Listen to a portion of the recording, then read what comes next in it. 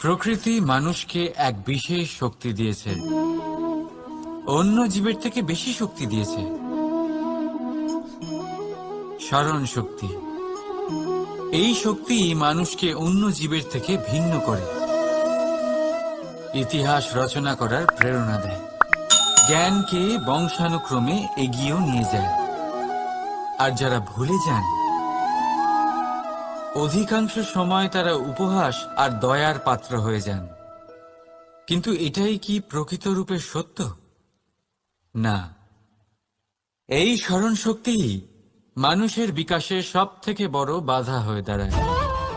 তার মনকে দূষিত করে দেয়। খারাপ অভিজ্ঞতা, কারোর করা বিশ্বাসঘাতকতা, কারোর কটাক্ষ বেশিরভাগ মানুষই ভুলতে পারেন না। আর তারপর প্রতিশোধ নিতে উদ্যত হন।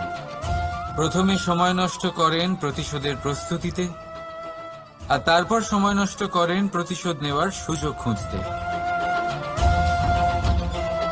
যদি সন্তুষ্টি পেতে চান, যদি জীবনে আনন্দ পেতে চান, তাহলে স্মরণ শক্তির সদ্ব্যবহার করুন। নিজের স্মরণ শক্তিকে চালনা করুন শুধুমাত্র ভালো কথা আর ভালো স্মৃতির দিকে।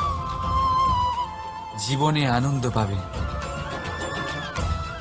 রাধা রাধা। মানুষ নিজের পরিবারের জন্য কত কিছুই না করে, দিন রাত পরিশ্রম করতে থাকে যাতে তার পরিবারের প্রয়োজন পূরণের জন্য অর্থ রোজগার করতে পারে। কিন্তু শুধু অর্থ রোজগার করাটাই কি যথেষ্ট? আপনি বলবেন, হ্যাঁ নিশ্চয়ই, অর্থ দিয়ে সব কিছু পাওয়া যায়, বিদ্যা পাওয়া যায়, বাড়ি পাওয়া যায়, ওষুধ পাওয়া যায়, আর কত কিছুই না পাওয়া যায়। এইসব একটা পর্যায় পর্যন্ত সঠিক, কিন্তু একটু মন দিয়ে ভেবে দেখুন, যখন কোনো শিশু অসুস্থ হয়ে পড়ে তখন সে ওই তিক্ত ওষুধ কেন খেয়ে নেয়? এই জন্য কারণ ওর পিতা সেই ওষুধ অর্থ দিয়ে কিনেছে? না, বরং এই জন্য কারণ তার পিতা যে তার সামনে দাঁড়িয়ে, তার ওপরে তার বিশ্বাস আছে। বিশ্বাস আছে যে উনি তার কিচ্ছু হতে দেবেন না। এই বিশ্বাস, এই সংস্কার, এই শিক্ষা কখনো অর্থ দিয়ে পাওয়া যায় না। এটা পাওয়া যায় সেই সময় থেকে যা মাতা পিতা তাদের সন্তানের সাথে কাটিয়েছেন। তাই জীবনে অর্থ অবশ্যই উপার্জন করুন, কিন্তু নিজের পরিবারকেও সময় দিন, আনন্দ পাবে। রাধা রাধা। বিরোধিতা এমন এক শব্দ যা শুনে আমরা সবাই ভয় পেতে থাকি। যদি কেউ আমাদের বিরোধিতা করে তা আমাদের সহ্য হয় না। আমরাও কারোর বিরোধিতা করে কোনো শত্রুতা করতে চাই না। এই ধরনের ভাবনা আমাদের মনে আসতেই থাকে।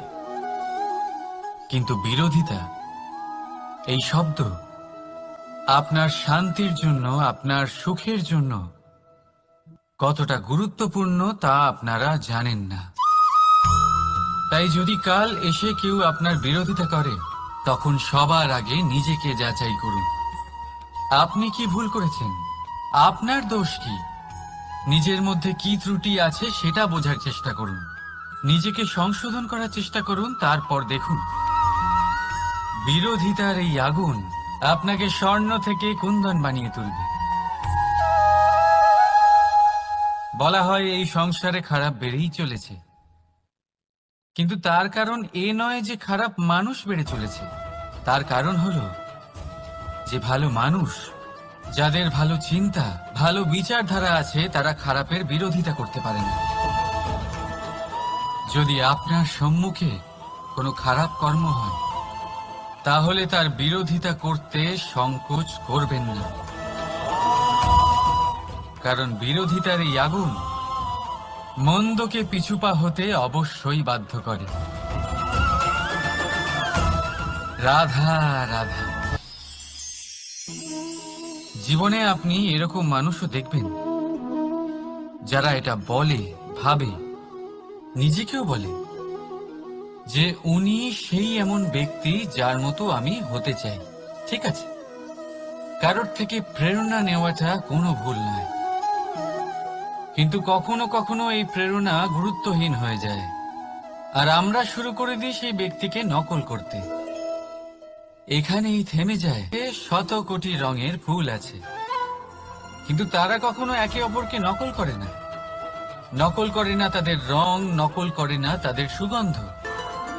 সংসারে শত কোটি রঙের ফুল আছে, কিন্তু তারা কখনো একে অপরকে নকল করে না। নকল করে না তাদের রং, নকল করে না তাদের সুগন্ধ। তাহলে আমরা করি কেন? প্রতিটা ব্যক্তির মধ্যে কোনো না কোনো প্রতিভা অবশ্যই থাকে, যা ফুটিয়ে তোলার সঠিক সময়ও আমাদের কাছে থাকে।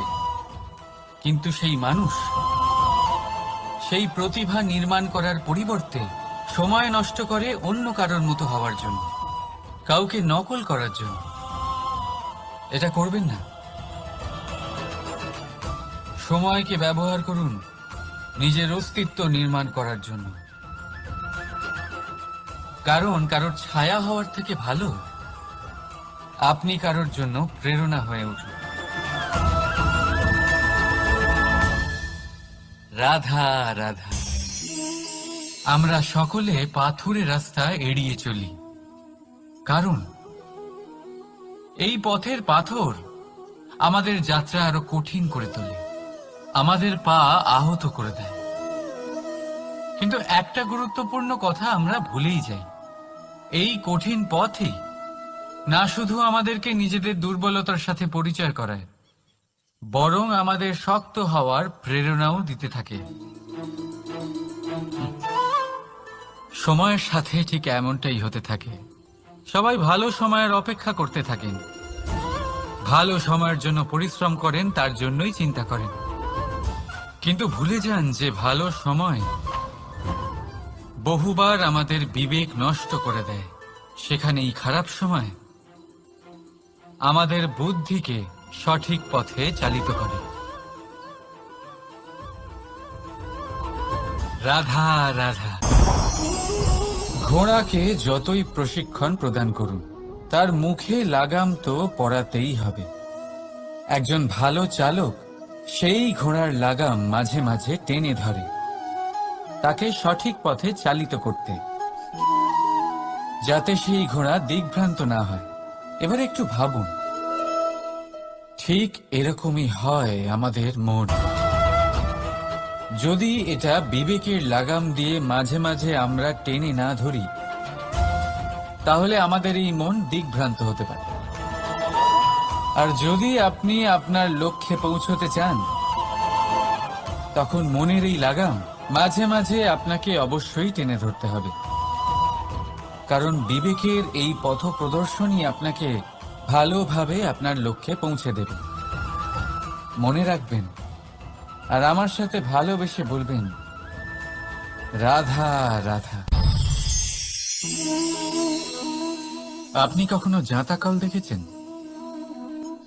তাতে গম পেষা হয়। গমকে এমন ভাবে পেষা হয় যাতে আমরা তা খেতে পারি, জীবিত থাকতে পারি। আর যদি আপনি মন দিয়ে দেখেন, তাহলে কলের নিচের অংশ কখনো ঘোরে না, শুধুমাত্র উপরের অংশই ঘোরে। আর তবেই তা গম পিষতে পারে, আর তবেই রুটি তৈরি হতে পারে। কিন্তু ভেবে দেখুন, যদি কলের দুটো অংশই ঘুরতে থাকে তাহলে কি হবে? তা গম পেশার বদলে একে অপরকে পিষে নিজেদের অস্তিত্ব শেষ করে দেবে। তাই জীবনে কোনো কাজ যখন মন আর মস্তিষ্ক মিশিয়ে করা হয়, তখনই তা সম্পন্ন হয়। কিন্তু যখন বিষয় হলো ভক্তির, তখন মস্তিষ্কের যুক্তির মৌন থাকা প্রয়োজন। আর যখন বিষয় হলো কর্ম আর ন্যায়ের, তখন মনের আবেগের মৌন থাকা প্রয়োজন। তাই মন আর মস্তিষ্কের এই সম্মিলনে সতর্ক থাকবেন। একসাথে অবশ্যই চলবে, কিন্তু একে অপরের বাধা যেন না হয়ে দাঁড়ায়। রাধা রাধা।